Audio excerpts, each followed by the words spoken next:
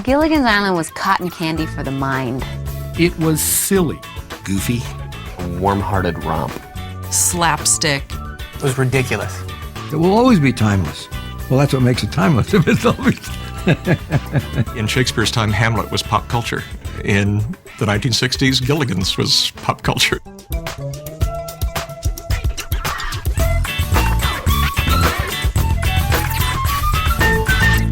One of the reasons shows like Gilligan's Island and a lot of other TV shows from that period have now got all of this cultural value and currency is, I think, the fact that we have now got a limited amount of things that we all remember seeing at the same time. You were gonna watch everything because you just had to. I mean, it was still a kind of a novel thing. Oh, we have a TV in the house. Wow, this is amazing. There were only like 2 channels, and you had to get to them like this. The shows were nice, clean-cut shows, funny. If you look at the history of the show, network executives didn't like it.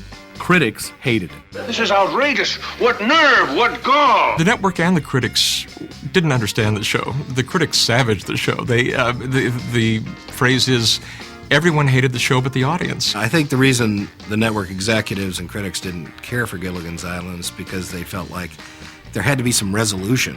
Only an idiot would believe that. Look what happened. I mean, the show has become one of the most beloved shows of all time. It does prove that there's good in all of us, doesn't it?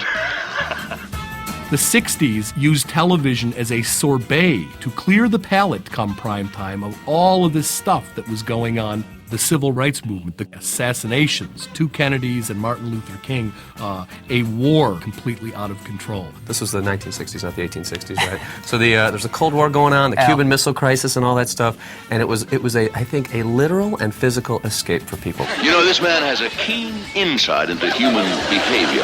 I think most of the people who have a great affection for Gilligan's Island, in fact, didn't watch it the first time around.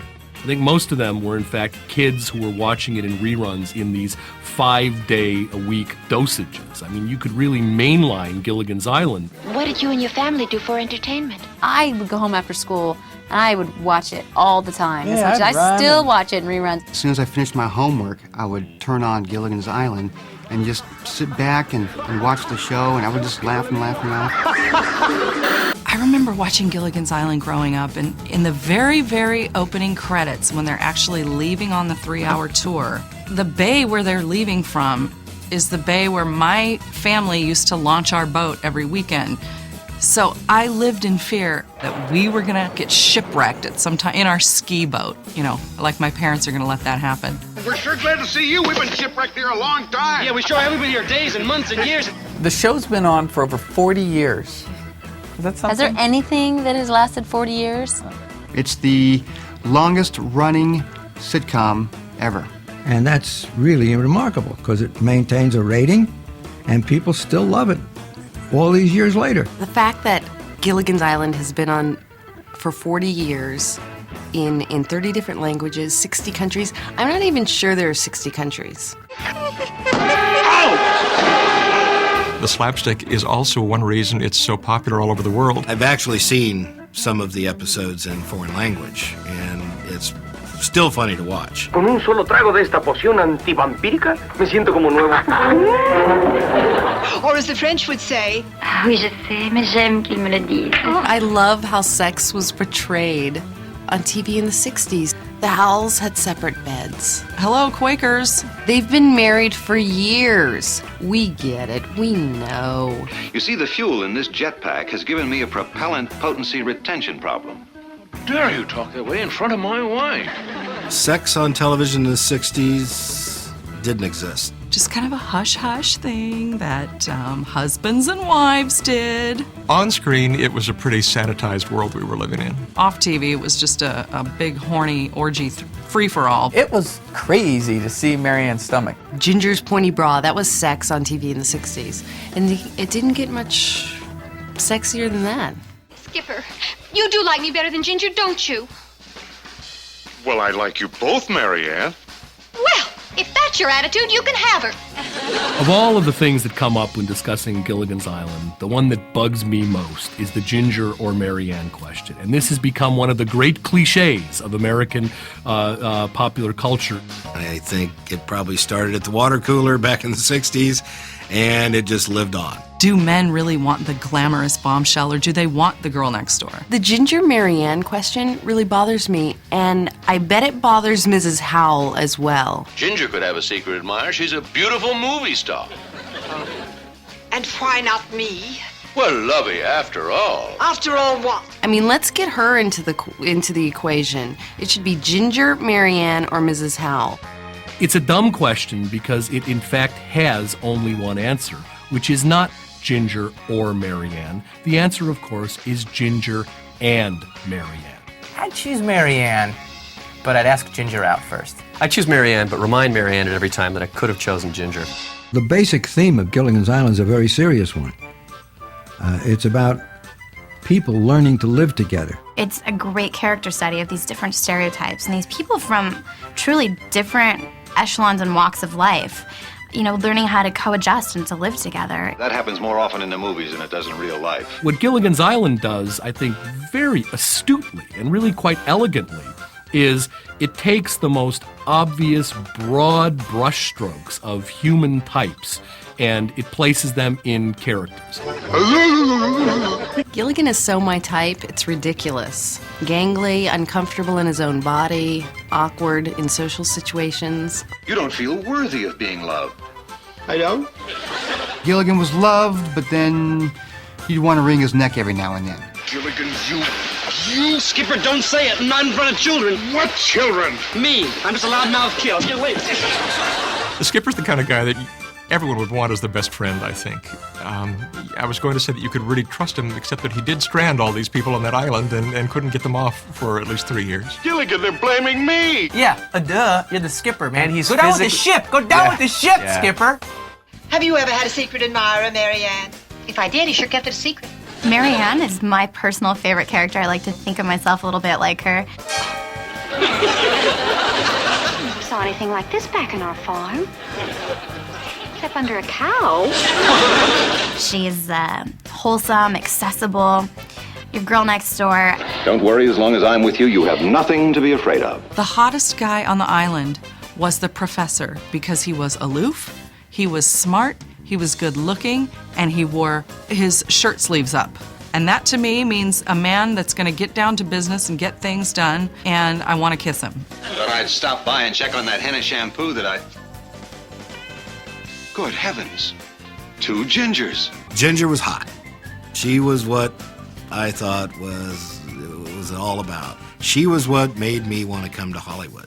I once knew a movie producer who turned into a wolf. I was a Ginger guy. Thirsty, don't just stand there, run! A howl never runs in the face of danger. Oh! He walks very fast. The Howells. The parents I always wanted. Anyone who says money can't buy happiness doesn't know where to shop. You'd have one of the richest men in America trapped on an island, and nobody's looking for the guy, you know? What is that all about? Gilligan's Island didn't operate under the same rules that the real world did. Do you think he's strong enough to fly home yet? I don't know about him, but if I had to keep this up much longer, I'll be strong enough. That's what made that island so appealing, is that it operated under rules whereby a coconut could be turned into a radio. I'll keep pedaling. Pedal faster. You can make everything out of a coconut. What did Gilligan say this is? It's his own creation, Mrs. Howell. It's coconut pot pie. What can I make out of a coconut? Well, first of all, shredded coconut. This shredded coconut is good. You sure you don't want some? You can't make a bigger coconut out of a smaller coconut. Right. Start pedaling. Imagine pedaling to drill your own teeth. Gilligan, start pedaling. Faster. It was just funny to see how the professor could always come up with these great, crazy inventions. And you kind of wonder where they got the materials to make these things. Well, I've wired the ship's horn from the minnow, and I've utilized the batteries from the radio. If anyone lies, the horn goes off. He concocts a lie detector machine. You see, I always tell the truth. That was one of my favorite things on the show, is to watch the professor come up with gadgets. Well, he has no fever. Temperature is normal. Yeah, but his barometer is falling. I think it's going to rain.